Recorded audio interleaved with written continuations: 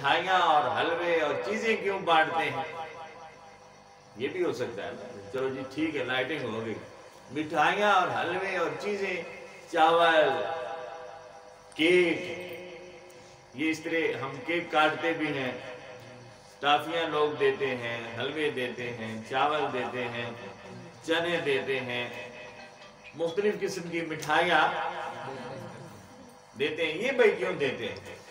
تو حدیث شریف میں آتا ہے کہ آپ کو پتہ ہے نا، آپ نے پڑھا ہے کہ جب بیٹیاں پیدا ہوتی تھیں تو انہیں کیا کرتے تھے؟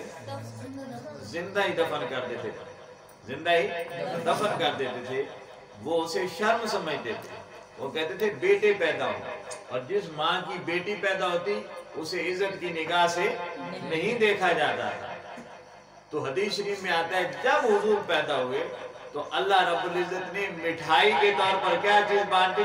پورا سال ماؤں کو بیٹے عطا کیے، پورا سال ماؤں کو بیٹے عطا کیے، یہ مٹھائی بانٹی۔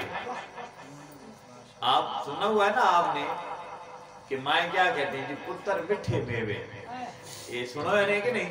پتر مٹھے میوے، یہ کیوں مٹھے میوے ہیں؟ یہ تب سے شروع ہوئے ہیں کہ جب حضور پیدا ہوئے تو جو بیٹی ہوتی تھی ماں کے لیے توہین کا سبب بنتی تھی، بے عزتی کا سبب بنتی تھی۔ رسول کائنات میں تشریف لائے تو اللہ نے پتروں کی صورت میں مٹھے میوے عطا کیے۔ تکبیر، رسالت، حیدری، پتر عطا کیے، بیٹوں کی صورت میں ماؤں کو میٹھے میوے عطا کیے، میٹھے میوے عطا کیے۔ اب جب ماؤں کو بیٹے عطا کیے تو اب ماؤں کو رب نے پھر عزتیں عطا کر دیں، لوگ عزتیں کرنے لگے کیونکہ بیٹوں کی ماں ہو گئی۔